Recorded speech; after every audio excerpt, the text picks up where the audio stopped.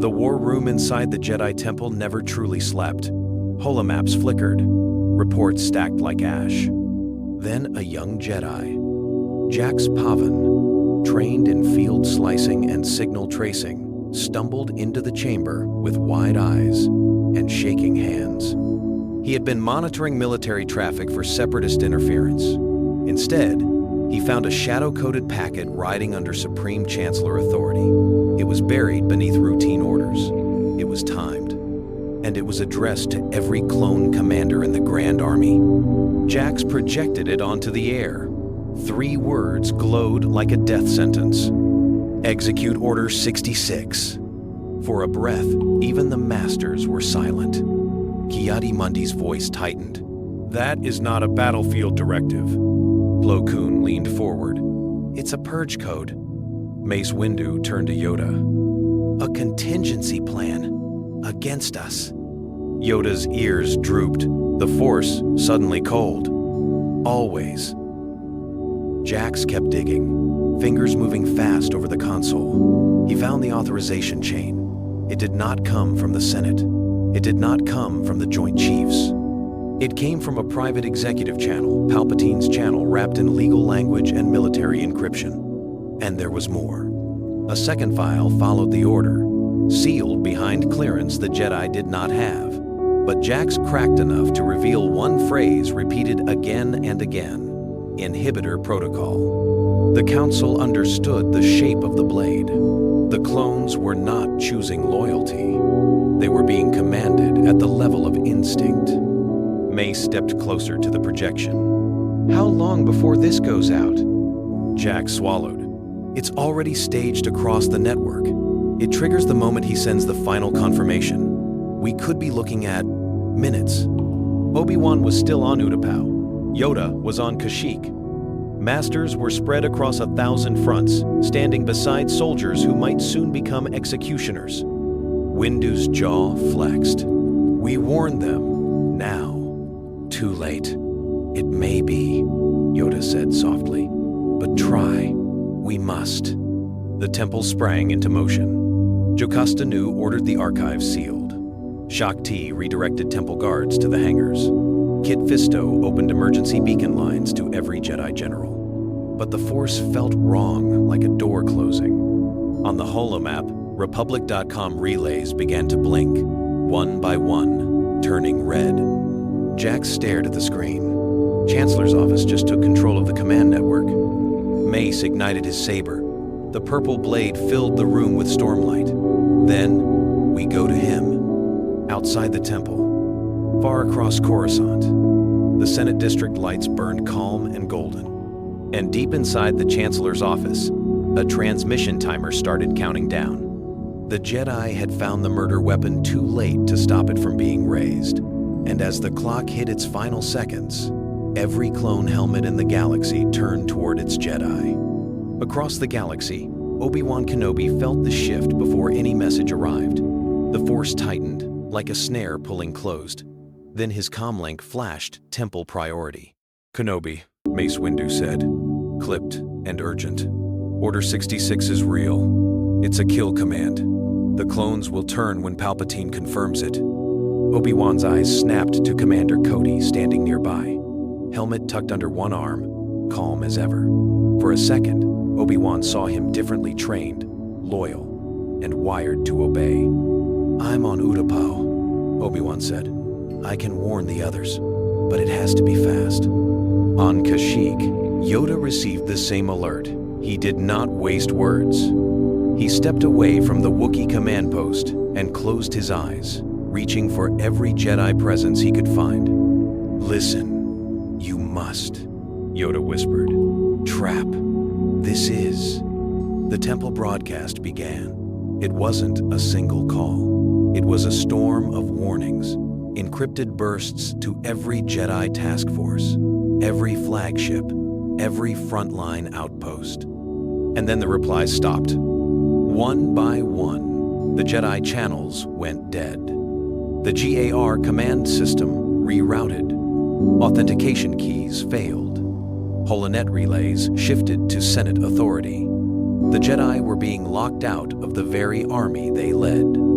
Obi-Wan tried to send a direct warning to Plo Koon. Nothing. He tried Ayla Secura. Static. He tried even Anakin. Denied. Cody's wrist comlink chimed with a soft, official tone. He frowned at the display, reading something Obi-Wan could not see. "What is it?" Obi-Wan asked. "Careful. Casual. New security protocols," Cody said. "From Coruscant. We're supposed to report all Jedi communications." Obi-Wan's stomach turned. Palpatine was moving now, building the cage before firing the shot. Yoda opened a line to the temple again, but it collapsed mid-signal. Only a final fragment came through Mace's voice. Strained. "He's shutting us out. He knows we know." Obi-Wan looked at Cody. Cody looked back, still steady, still respectful, but his fingers tightened around his helmet. In Coruscant's skyline, the Holonet towers glowed brighter, as if the city itself was listening. And somewhere in the Chancellor's office, a hidden confirmation request waited one tap away from genocide. Obi-Wan reached for his comlink one more time and realized the Jedi were alone. Then Cody's comlink beeped again, and his eyes went glassy, like he was hearing a voice Obi-Wan couldn't. Anakin Skywalker returned to Coruscant like a blade thrown too hard. He did not land at the temple first. He went straight to the Senate district, straight to Palpatine's office, heart pounding with half-truths and dread. The doors opened as if Palpatine had been waiting. "Anakin," the Chancellor said warmly. "You look troubled." "Borg, Anakin. Borg, Borg, Borg, Anakin." Anakin stepped in, ignoring the view, ignoring the guards. "I know about Order 66. The warmth did not leave Palpatine's face. It sharpened. "Ah," Palpatine murmured. "So the Jedi finally found it." Anakin's breath caught. "You wrote it. You planned to use the clones against them." Palpatine rose slowly, hands behind his back. "Against traitors, yes. Do you think I created a galaxy-wide army without insurance?" Anakin's anger surged. "They're not traitors. They're my family." Palpatine's eyes softened, almost kind. "Then save them. Tell them to stand down." Anakin hesitated. "Stand down from what?" Palpatine tapped his desk. The holoscreen lit up with a live broadcast grainy security footage from the Temple District. Jedi Temple guards moving into defensive positions, barricades forming, fighters launching. Palpatine spoke over it, calm and deadly. "Look closely. The Jedi are mobilizing on Coruscant. They are cutting into military channels. They are preparing something desperate." Anakin stared. The picture looked like a fortress, and in politics, a fortress was a confession. "They're protecting themselves," Anakin said. Palpatine leaned in. "From justice. From me. From you." Then Sidious made his pivot. He opened a secure line to the Senate Security Council and spoke words that could not be taken back. "This is Chancellor Palpatine. The Jedi Order is attempting to seize control of the Republic. Activate emergency defense protocols." On Anakin's wrist, his comlink flashed priority alert, Republic-wide. The message was short. "Jedi insurrection. All units, stand by." Anakin's voice dropped. "You're starting it early." Palpatine smiled, almost proud. "No, my boy, they did. And now, you will decide what the galaxy believes." Outside, LAAT gunships lifted from hidden pads around the Senate. Their engines sounded like distant thunder closing in. Anakin stepped toward the window and saw clone transports turning toward the Temple District. Then his comlink buzzed again with one final prompt. "Confirm Order 66 authorization required." The order did not arrive like a speech. It arrived like a switch. Across the Republic, clonetroopers paused mid-step. Their pupils narrowed. Their breathing synced. A pressure bloomed behind their eyes, then hardened into one clear command. "Execute Order 66. On Utapau, Commander Cody stood a few meters from Obi-Wan Kenobi. One moment, Cody was a soldier listening. The next, his face went blank, like someone else had taken the controls. Obi-Wan felt it in the Force, an invisible hand closing around Cody's mind. "Cody," Obi-Wan said, calm but sharp, "fight it." Cody's fingers trembled near his blaster, not from fear, from resistance.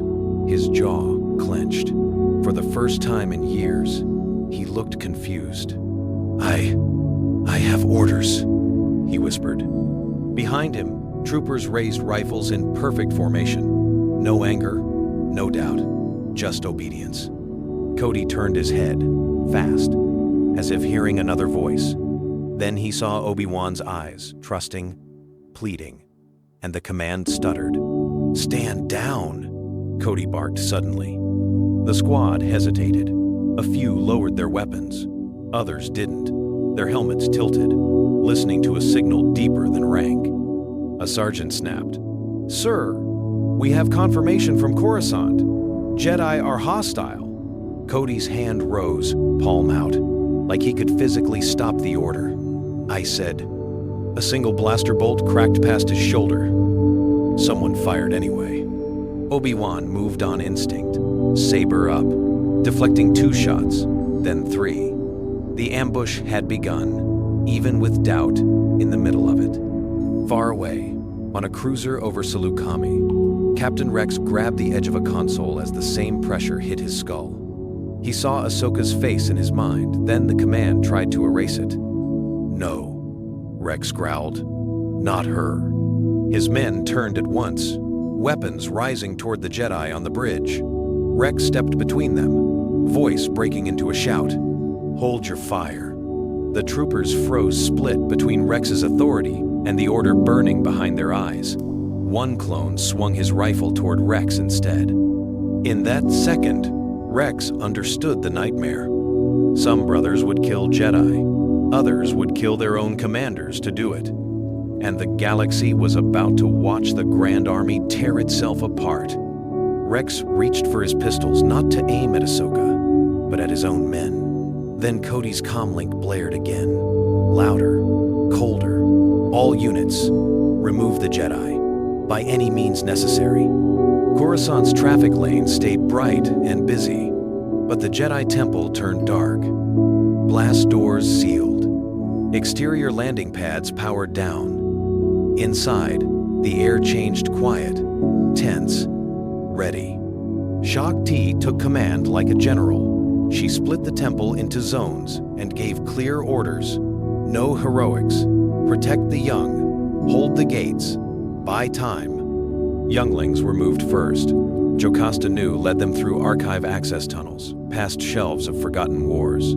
Small hands gripped training sabers. Some were crying. Most were trying not to. "Keep breathing," she told them. "One step at a time." At the main hangar, masters formed a wall. Kit Fisto, Agent Kolar, and temple guards took positions behind pillars and cargo crates. They wired corridors with stun mines, set doors to lock and reopen in cycles, and marked fallback points with glowing symbols only Jedi would notice. Above the temple, the skyline flashed. LAAT gunships cut through the air in formation. The 501st came in tight, confident, and fast blue markings. Heavy guns, no hesitation. Their lead gunship hovered at the front steps. Its ramp dropped. Captain Apo marched out with a squad at his heels. "By order of the Chancellor," he called, voice amplified. "The Jedi are under arrest." No one answered. Then the temple's outer cannons, old, rarely used, came alive. They did not fire to kill. They fired to scatter, forcing the gunships to break formation and land hard, out of sync. That was the trap. Temple guards slammed the main doors open for 3 seconds, just long enough to pull the first troopers into a narrow entry hall. The doors shut again. Inside the hall, the lights dropped to red. Stun mines popped like thunder. The first line of clones went down, armor sparking, rifles clattering. The 501st tried to push forward anyway. They met a kill zone made of angles and patience. blaster bolts ricocheted off stone. Sabers flashed, not wild, measured, defensive, ruthless. But the clones adapted. They switched to thermal vision. They spread charges. They cut through side passages with portable torches, turning sacred walls into new doorways. Jocasta reached the final tunnel hatch with the younglings. She keyed the last lock, shaking. Behind her, distant boots pounded closer. And above it all, a single transmission echoed through the temple's comm system. Cold absolute. Skywalker is en route. Jocasta pushed the younglings through the hatch and sealed it from the inside. Then she turned, alone in the dark, as blue-painted troopers rounded the corner and a new shadow moved behind them. Padme Amidala did not wait for permission. The Senate was chaos, security teams rushing, doors locking, rumors spreading like fire. She pushed past guards, pulled her hood low, and headed for the private landing balcony she and Anakin used when the galaxy felt too loud. Anakin was already there, staring toward the Temple District. The skyline flashed with distant gunship lights. His jaw was clenched so hard it looked painful. "Anakin," Padme said softly. He did not turn. "They want me to confirm it. Order 66. They're making me the trigger." Padme stepped beside him. "Who is they?" He finally looked at her, eyes stormy. "The Chancellor, the Republic, everyone, and the Jedi. They're fighting clones in the streets." Padme's voice sharpened. "Because someone set them up." Anakin's hands shook. "I don't know what's real anymore." Padme reached for his fingers. He almost pulled away.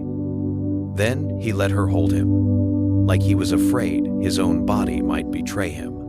"Listen to me," she said. "You are not a weapon. You are a man, and you still get to choose." For a second, the pressure behind Anakin's eyes eased. The rage loosened.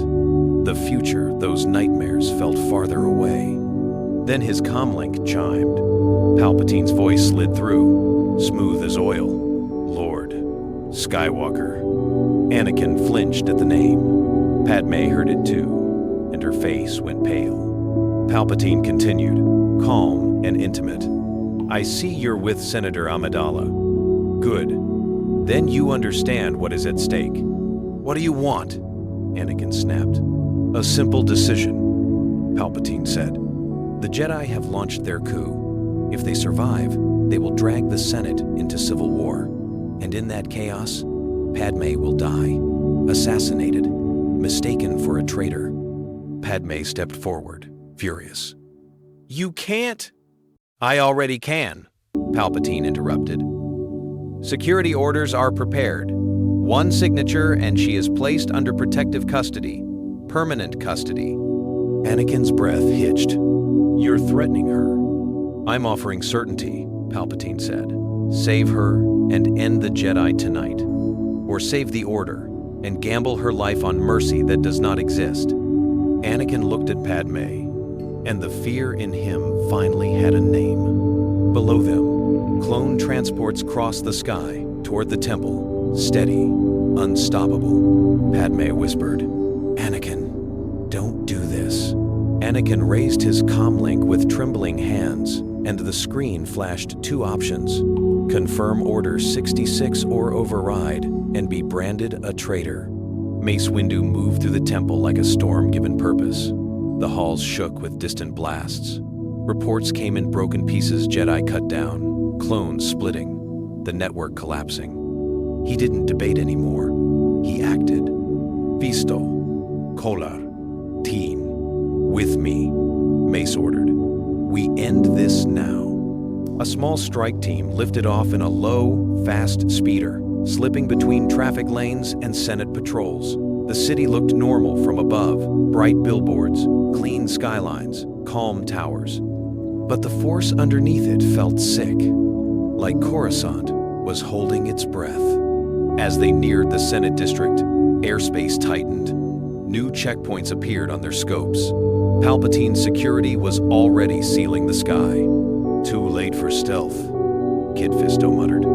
"Then we cut through," Mace said. They landed hard on a side platform and advanced toward the Chancellor's office doors. The guards tried to stop them. A blue stun ring flashed. Mace swept it aside with his saber and kept walking, eyes locked forward. Inside, Palpatine waited in the shadows, hands folded, calm, like a man at peace.